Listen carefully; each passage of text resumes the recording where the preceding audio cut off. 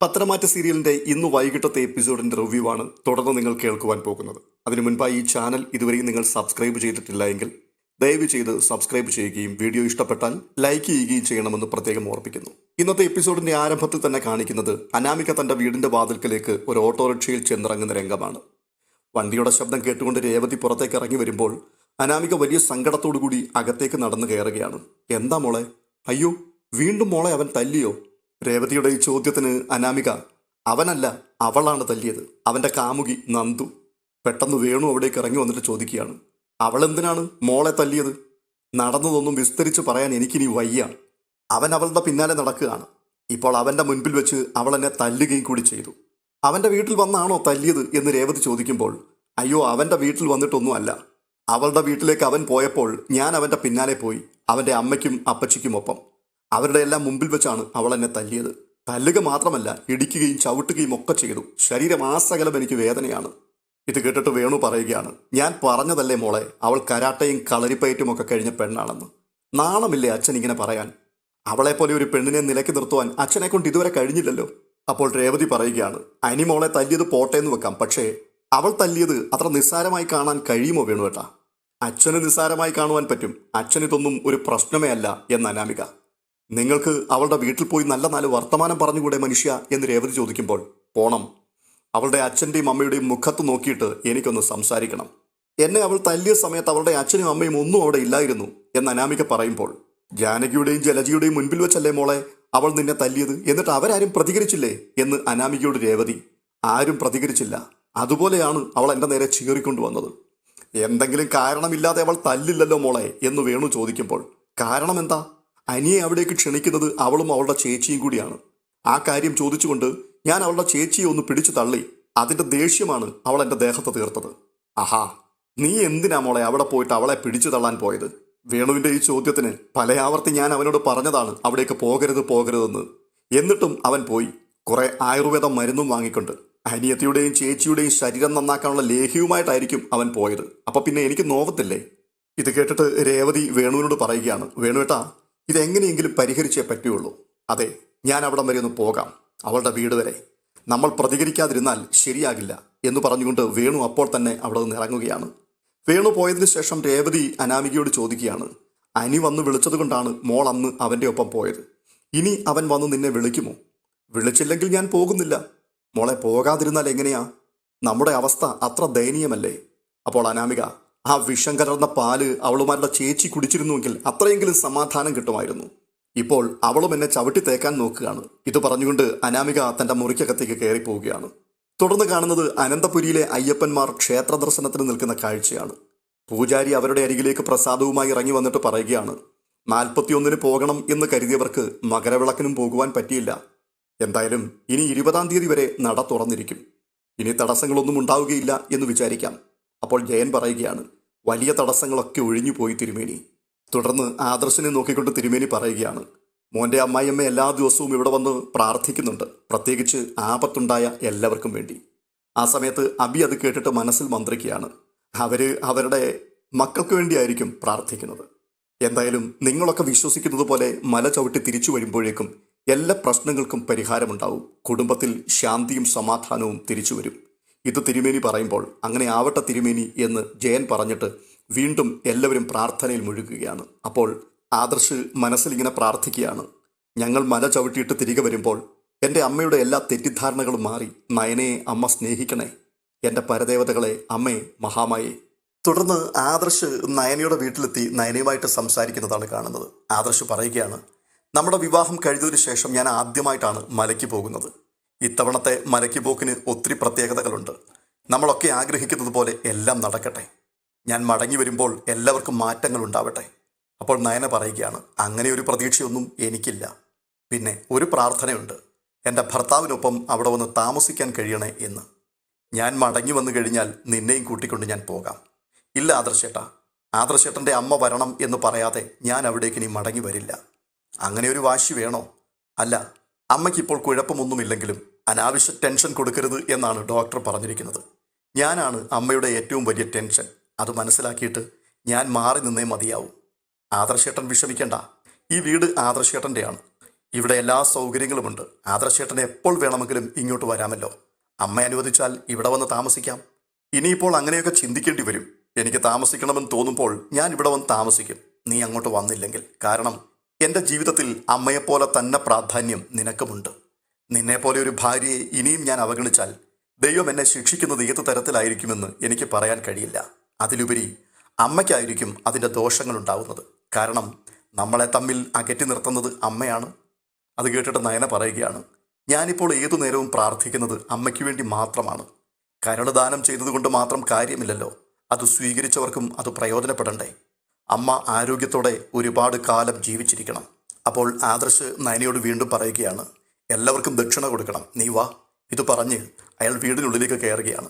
ആദർശിനെ കണ്ടപ്പോഴേക്കും നന്ദു ആഹാ സ്വാമി ശരണം എന്ന് പറഞ്ഞ് എഴുന്നേൽക്കുമ്പോൾ കനക അവിടേക്ക് എത്തുകയാണ്, മോനെ എന്ന് വിളിച്ചുകൊണ്ട്.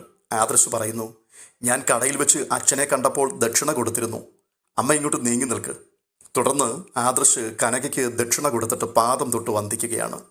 അപ്പോൾ കനക പറയുന്നു, അയ്യപ്പ ദർശനം കഴിഞ്ഞ് മടങ്ങി വരുമ്പോൾ മോൻ ആഗ്രഹിക്കുന്ന എല്ലാ കാര്യങ്ങളും നടക്കും. തുടർന്ന് ആദർശ് നന്ദുവിനെ നോക്കിക്കൊണ്ട് പറയുകയാണ്, നന്ദു നിനക്ക് വേണ്ടി ഞാൻ പ്രാർത്ഥിക്കാം കേട്ടോ. എനിക്ക് വേണ്ടി പ്രാർത്ഥിച്ചില്ലെങ്കിലും കുഴപ്പമില്ല, ആദർശേട്ടൻ്റെ അമ്മയുടെ മനസ്സ് മാറാൻ വേണ്ടി പ്രാർത്ഥിക്കണം. അങ്ങനെ മാറിയെങ്കിൽ മാത്രമേ ചേട്ടനും ചേച്ചിയും ഒരു വീട്ടിൽ താമസിക്കുന്നത് ഞങ്ങൾക്ക് കാണുവാൻ കഴിയുകയുള്ളൂ. അത് കേട്ടിട്ട് നയന പറയുകയാണ്, ഞാൻ പറഞ്ഞിട്ടുണ്ട് അമ്മായിയമ്മ ഫോണിൽ കൂടിയെങ്കിലും വിളിച്ചെങ്കിൽ മാത്രമേ ഞാൻ അങ്ങോട്ട് വരികയുള്ളൂ എന്ന്. അപ്പോൾ ആദർശ്, എല്ലാവരും വാശിയിലാണ്, പിന്നെ എന്തു ചെയ്യാനാ? അതിന് കനകയുടെ മറുപടി ഇങ്ങനെയാണ്, മോനെ ഇത് വാശിയല്ല, മോനേക്കാൾ കൂടുതൽ പകൽ സമയത്ത് പരസ്പരം കാണുന്നത് മോൻ്റെ അമ്മയും ഇവളുമാണ്. അങ്ങനെയുള്ളപ്പോൾ അമ്മായിയമ്മ മരുമകൾക്ക് നേരെ മുഖം തിരിച്ചാൽ അവിടെ പിടിച്ചു നിൽക്കുവാൻ വലിയ പ്രയാസമാണ്. എനിക്കറിയാം അമ്മേ, ഇവരുടെ ബുദ്ധിമുട്ടുകളെല്ലാം എനിക്കറിയാം. ഇതെല്ലാം ഭഗവാന്റെ മുമ്പിൽ സമർപ്പിക്കാനാണ് എൻ്റെ തീരുമാനം. പല പല കാരണങ്ങൾ കൊണ്ട് മലയ്ക്കുപോക്കും നീണ്ടുപോയി, അതുകൊണ്ട് തന്നെ വ്രതവും നീണ്ടുപോയി. അപ്പോൾ കനക പറയുകയാണ്, അതിൻ്റെ മെച്ചം എന്തായാലും ഉണ്ടാകും മോനെ. പിന്നെ എരുമേലിയിൽ നിന്ന് കാൽനടയായി പോകുന്നത് സൂക്ഷിച്ചു വേണം. ഞങ്ങളുടെ പ്രാർത്ഥന എപ്പോഴും കൂടെ ഉണ്ടാകും. അപ്പോൾ ശരി, ഞാൻ ഇടയ്ക്ക് വിളിച്ചോളാം പോയിട്ട് എന്ന് പറഞ്ഞിട്ട് ആദർശ് പുറത്തേക്ക് ഇറങ്ങുകയാണ്. തുടർന്ന് കാണുന്നത് അനന്തപുരിയിൽ ആദർശ് എത്തുമ്പോൾ ദേവയാനി കുറച്ച് പണം ആദർശിൻ്റെ കയ്യിൽ കൊടുത്തിട്ട് പറയുകയാണ്, മോനെ ഈ പണം അയ്യപ്പന് നീ കാണിക്കിടണം കേട്ടോ, എനിക്കൊരു നേർച്ചയുണ്ടായിരുന്നു. എന്ത് നേർച്ചയായിരുന്നു അമ്മേ എന്ന് ആദർശ് ചോദിക്കുമ്പോൾ, ഞാൻ ആശുപത്രിയിൽ കിടന്ന സമയത്ത് എനിക്ക് രക്ഷയുണ്ടാവണം എന്നല്ല പ്രാർത്ഥിച്ചത്, എനിക്ക് കരൾ തന്ന പെൺകുട്ടിക്ക് ഒരാപത്തും ഉണ്ടാവരുതേ എന്നാണ് അയ്യപ്പനോട് പറഞ്ഞത്. അന്നൊരു നേർച്ച പറഞ്ഞതാണ് 5001 രൂപ കാണിക്ക വഞ്ചിയിലിടാമെന്ന്. നമ്മൾ കൊടുത്ത ചെക്ക് ഇതുവരെ അവർ മാറിയെടുത്തിട്ടില്ല. ഇത് വഞ്ചിയിലിടുന്നതിന് അവരുടെ അനുവാദമൊന്നും ചോദിക്കേണ്ട കാര്യമില്ലല്ലോ. മോനിത് അയ്യപ്പനെ സമർപ്പിക്കണം കേട്ടോ, ഉറപ്പായിട്ടും ഇടാമമ്മേ. ആ കുട്ടിക്ക് വേണ്ടി ആത്മാർത്ഥമായി പ്രാർത്ഥിക്കുകയും ചെയ്യാം. അത് വേണം. നിസ്വാർത്ഥ സേവനം ചെയ്യുന്നവരെ നാം ഒരിക്കലും മറക്കാൻ പാടില്ല. പിന്നെ ഭാര്യ വീട്ടിൽ പോയിട്ട് എല്ലാവർക്കും ദക്ഷിണ കൊടുത്തോ? ആ കൊടുത്തു അമ്മേ. പിന്നെ നയനെ ഒരു കാര്യം പറഞ്ഞിരുന്നു. എന്താണ്? അല്ല, അമ്മയ്ക്ക് ഇഷ്ടമല്ലാത്തത് കൊണ്ട് അമ്മ ഇങ്ങോട്ട് വരണമെന്ന് പറയാതെ അവൾ വരില്ലെന്ന്. ആഹാ, അങ്ങനെയാണെങ്കിൽ അവൾ ഇനി ഇങ്ങോട്ട് വരേണ്ടി വരില്ല. ഞാൻ എന്തായാലും അവളോട് ഇങ്ങോട്ട് വരാൻ പറയുകയുമില്ല. പിന്നെ നീ ബലമായിട്ട് കൂട്ടിക്കൊണ്ടുവന്നാൽ ഇറങ്ങിപ്പോ എന്നെനിക്ക് പറയുവാനുള്ള അനുവാദമൊന്നുമില്ലല്ലോ. അങ്ങനെ പറയാൻ ഇതെൻ്റെ വീടുമല്ല. അമ്മേ, അവൾ ഒരുപാട് ആഗ്രഹിക്കുന്നുണ്ട് അമ്മ അവളെ ഒന്ന് വിളിക്കുവാൻ. ഞാനങ്ങനെ വിളിക്കില്ല എന്ന് അവൾക്ക് നന്നായിട്ടറിയാം. പിന്നെ എന്തിനാണ് അവൾ അങ്ങനെയൊക്കെ ആഗ്രഹിക്കുന്നത്? അമ്മ, അവളൊരു പാവമാണ്. അവളുടെ അമ്മയെപ്പോലെ തന്നെ അവൾ അമ്മയെയും സ്നേഹിക്കുന്നുണ്ട്. എടാ, നല്ലൊരു കാര്യത്തിനു വേണ്ടി പോകുമ്പോൾ വെറുതെ നീ എന്തിനാണ് എന്നെ ഇങ്ങനെ വിഷമിപ്പിക്കുന്നത്? ഒന്നാമത് ഇത്തവണത്തെ മലയ്ക്കുപോക്കിന് ഒരുപാട് തടസ്സങ്ങൾ ഉണ്ടായിട്ടുണ്ട്. 41-ന് പോകാൻ പറ്റിയില്ല, മകരവിളക്കിനും പോകാൻ പറ്റിയില്ല. ഇനി തടസ്സങ്ങൾ ഒന്നും ഉണ്ടാകാതിരിക്കട്ടെ. അപ്പോൾ ആദർശ്, അമ്മ വാ, എല്ലാ ഒരുക്കങ്ങളും പൂർത്തിയായിരിക്കുകയാണ്, നീ പൊയ്ക്കോ, ഞാൻ വന്നോളാം എന്ന് ദേവയാനി. തുടർന്ന് കാണുന്നത് കനകയെയും ഗോവിന്ദനെയും നയനയുമാണ്. നയന പറയുന്നു, നാളെ രാവിലെ നമുക്കൊന്ന് അമ്പലത്തിൽ പോകണം. നാളെ അവർ മലയ്ക്ക് പോവുകയല്ലേ, ആപത്തൊന്നുമില്ലാതെ പോയിട്ട് വരുവാൻ ദൈവങ്ങളോട് പ്രാർത്ഥിക്കണം. അപ്പോൾ ഗോവിന്ദൻ ചോദിക്കുകയാണ്, തണുപ്പത്ത് പോണോ മോളെ? എനിക്കിപ്പോൾ ഒരു കുഴപ്പവുമില്ല ചാ, അത് ഡോക്ടറും പറഞ്ഞു കഴിഞ്ഞല്ലോ. അപ്പോൾ സാരമില്ല ഗോവിന്ദേട്ടാ, ഞാനും കൂടി പോകുന്നുണ്ടല്ലോ, പിന്നെന്തിനാണ് പേടിക്കുന്നത് എന്ന് കനക. അപ്പോഴേക്കും വീടിൻ്റെ വാതുക്കൽ വേണുവിൻ്റെ കാർ എത്തിക്കഴിഞ്ഞു. പെട്ടെന്ന് ഗോവിന്ദൻ പുറത്തേക്ക് നോക്കുമ്പോൾ വേണു വേഗത്തിൽ കാറിൽ നിന്നും ഇറങ്ങി നടന്ന് വീട്ടിലേക്ക് കയറി വരികയാണ്. ഗോവിന്ദൻ ഇരിപ്പിടത്തിൽ നിന്നും എഴുന്നേറ്റിട്ട്, ആഹാ വേണുവോ, ഇരിക്ക് എന്ന് പറയുമ്പോൾ, ഞാൻ ഇരിക്കാനൊന്നും വന്നതല്ല, അങ്ങനെ ഒരുത്തനും എന്നെ ഇരുത്താൻ നോക്കുകയും വേണ്ട. എൻ്റെ മോളെ ഇവിടെ ഒരുത്തി തല്ലിയല്ലോ, അവളെ ഒന്ന് കാണാൻ വേണ്ടി വന്നതാ, ആണിനെ പോലെ വേഷം കെട്ടി നടക്കുന്ന തൻ്റെ മോളെ. അപ്പോൾ ഗോവിന്ദൻ, അവൾ കട വരെ പോയിരിക്കുകയാണ്, ഇപ്പോൾ വരും. അല്ല, അവളെ കണ്ടിട്ട് വലിയ കാര്യമൊന്നുമില്ല. മക്കൾ വഴി പിഴച്ചു പോകുമ്പോൾ തല്ലു കൊടുക്കേണ്ടത് അവരുടെ അച്ഛനമ്മമാർക്കാണ്. അപ്പോൾ ഗോവിന്ദൻ ചോദിക്കുകയാണ്, അതിന് നിങ്ങൾ തല്ലാനായിട്ട് വന്നതാണോ? ഉടനെ കനകയും പറയുകയാണ്, അതെ, അങ്ങനെയാണെങ്കിൽ തല്ല് കിട്ടേണ്ടത് ഞങ്ങൾക്കല്ല, നിങ്ങൾക്കാണ്. വളരെ സൗമ്യമായി അപ്പോൾ നയന, അങ്കിൾ, വീട്ടിൽ വരുന്നവർക്ക് കൊടുക്കേണ്ട ആദരവും ബഹുമാനവും ഒക്കെ ഞങ്ങൾ എല്ലാവർക്കും കൊടുക്കാറുണ്ട്. എന്നുവെച്ച് മകളെപ്പോലെ അച്ഛനും പറയാൻ പാടില്ലാത്ത കാര്യങ്ങളൊക്കെ പറഞ്ഞാൽ അതേ നാണയത്തിൽ തന്നെ ഞങ്ങൾക്ക് പ്രതികരിക്കേണ്ടി വരും. അപ്പോൾ വേണു, ഈ പ്രതികരണത്തിൻ്റെയൊക്കെ അവസാനം എന്താണെന്ന് അറിഞ്ഞാൽ കൊള്ളാം. മനസ്സിലായില്ല എന്ന് ഗോവിന്ദൻ ചോദിക്കുമ്പോൾ, എല്ലാം മനസ്സിലാക്കിക്കൊണ്ട് തന്നെയാണ് സംസാരിക്കുന്നത്. ലോകം മുഴുവനും തനിക്കും തൻ്റെ ഭാര്യയ്ക്കും വിളിച്ചു പറഞ്ഞുകൊണ്ട് നടക്കണം തൻ്റെ 3 മക്കളും അനന്തപുരിയിലെ മരുമക്കളാണെന്ന്. രണ്ടുപേരെ ചുളുവിൽ അവിടെ എത്തിച്ചു. ഇനി അഹങ്കാരത്തിന് കയ്യും കാലും വെച്ച ഇളയവളെ കൂടി അവിടേക്ക് കയറ്റിവിടണം. എന്നാൽ പിന്നെ മക്കളുടെ ജീവിതം സുരക്ഷിതമായല്ലോ. പിന്നെ മരുമക്കളുടെ ചെലവിൽ കഴിയാം. അല്ല, ഇപ്പോഴും അങ്ങനെ തന്നെയാണല്ലോ കഴിയുന്നത്. ദേ, അനാവശ്യം പറയരുത്. അന്തസ്സായി അധ്വാനിച്ചാണ് ഞാൻ എൻ്റെ കുടുംബം പുലർത്തുന്നത് എന്ന് ഗോവിന്ദൻ പറയുമ്പോൾ, ഒന്ന് നിർത്തണോ? ഈ വീട് എടുത്ത് തന്നത് തന്നെ ആദർശാണ് എന്ന് ആർക്കാണ് അറിയാത്തത്? വാടകയ്ക്കാണെന്നാണ് പറയുന്നത്. പക്ഷേ അവനിപ്പോൾ ഈ വീട് നിങ്ങളുടെ പേരിൽ വാങ്ങിച്ചു തരുവാൻ തന്നെ സാധ്യതയുണ്ട്. അങ്ങനെയാണല്ലോ നിങ്ങൾ മരുമോനെ സോപ്പിട്ട് നിർത്തിയിരിക്കുന്നത്. അപ്പോൾ നയന പറയുകയാണ്, അച്ഛന് സുഖമില്ലാത്തതാണ്, അതുകൊണ്ട് ദയവ് ചെയ്ത് അച്ഛൻ്റെ പ്രഷർ കൂട്ടരുത്. അപ്പോഴേ നിന്റെ അച്ഛന് മാത്രമല്ല ഈ പ്രഷറും ഷുഗറും ഒക്കെ ഉള്ളത്. എൻ്റെ ഒരേ ഒരു മകളുടെ കവിളത്ത് അടിയുമേറ്റ് ഏങ്ങലടിച്ച് എൻ്റെ മുൻപിൽ അവൾ വന്ന് നിന്നതാണ്. അപ്പോൾ എൻ്റെ പ്രഷറും കൂടും. നിങ്ങളുടെ മകളുടെ കവിളത്ത് പാടുവരുവാനുള്ള കാരണം എന്താണെന്ന് നിങ്ങൾ തിരക്കിയില്ലേ എന്ന് കനക ചോദിക്കുമ്പോൾ, വയ്യാത്ത എൻ്റെ മകളെയാണ് നിങ്ങളുടെ മോള് പിടിച്ചു തള്ളിയത് എന്ന് ഗോവിന്ദൻ. അപ്പോൾ വേണു ചോദിക്കുകയാണ്, അതിന് ഇവൾക്ക് എന്താണ് അസുഖം? ഇയാൾക്കും ഭാര്യയ്ക്കും മക്കൾക്കും ഒക്കെ ഉണ്ട് 1-2 അസുഖങ്ങൾ. അസൂയ, അഹങ്കാരം, അത്യാഗ്രഹം. ഇതൊക്കെ ചികിത്സിച്ച് ഭേദമാക്കുവാൻ പാടാണ്. ഞാനൊരു കാര്യം മര്യാദയ്ക്ക് പറഞ്ഞേക്കാം. വളഞ്ഞ വഴിയിലൂടെ അല്ല ഞാൻ എൻ്റെ മകളെ അനന്തപുരിയിലെ മരുമകളാക്കിയത്. മാന്യമായിട്ടാണ് ഞാൻ അവളെ അങ്ങോട്ട് കയറ്റിവിട്ടത്. എന്നിട്ട് എൻ്റെ മകൾക്ക് അവിടെ ശ്വാസം മുട്ടി ജീവിക്കേണ്ടി വന്നാൽ അതിനേക്കാൾ അധികം ശ്വാസം മുട്ടേണ്ടി വരും ഗോവിന്ദ, തനിക്കും തൻ്റെ ഭാര്യയ്ക്കും മക്കൾക്കും. ഇതൊരു താക്കീതായിട്ടുള്ളിൽ വെച്ചു എന്ന് പറഞ്ഞ് വേണു പുറത്തേക്ക് ഇറങ്ങുകയാണ്. അപ്പോൾ നന്ദു പുറത്ത് സ്കൂട്ടറിൽ വന്നു നിൽക്കുന്നു. നന്ദു മുകളിലേക്ക് കയറി വരുന്നത് കണ്ടുകൊണ്ട് വേണു ഒരു നിമിഷം പകച്ചു നിൽക്കുകയാണ്. ഈ സമയത്ത് വേണുവിൻ്റെ ചിന്തകൾ പഴയ ഓർമ്മകളിലേക്ക് ഊളിയിടുകയാണ്. ഒരിക്കൽ നന്ദുവിനെതിരായി കൊട്ടേഷൻ കൊടുത്തതും കൊട്ടേഷൻകാരെ ഒറ്റയ്ക്ക് നടുറോഡിൽ നന്ദു നേരിട്ടതും ഒടുവിൽ ഓരോരുത്തരും ഓടി രക്ഷപ്പെടുന്നതുമായിട്ടുള്ള കാഴ്ചകളൊക്കെ. ഈ സമയത്ത് നന്ദു വീടിനുള്ളിലേക്ക് നടന്നു കയറുകയാണ്. എന്നിട്ട് വേണുവിൻ്റെ മുഖത്തേക്കൊന്ന് നോക്കി.